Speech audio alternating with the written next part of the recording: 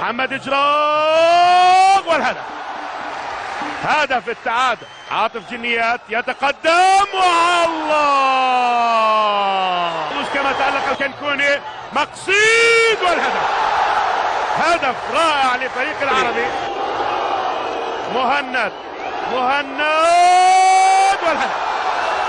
مهند إبراهيم، إحسان والهدف، إحسان الموسوي يسجل الهدف الثالث. فهد عودة وشهاب، فهد يسجل. الكرة ترتد من القائم وتدخل النتيجة الثالث.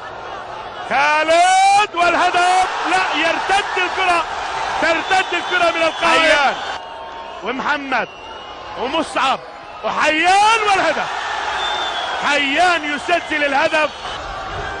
أشكناني يتقدم، أشكناني والتعادل. المندو الهدف الخامس لفريق الكرام. أحمد الرشيدي الذي أهدر ركلة الجزاء في الوقت الأصلي من المباراة. أحمد الرشيدي ومصعب البلحوث. التقدم الرشيدي، ضاعت على العربي. مبروك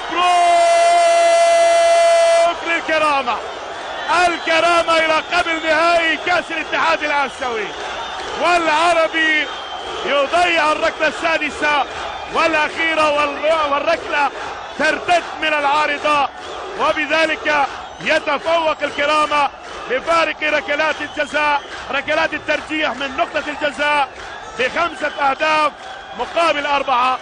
مبروك لجماهير الكرامة، مبروك لأنصار الكرامة، مبروك لمحبي الكرامة، مبروك.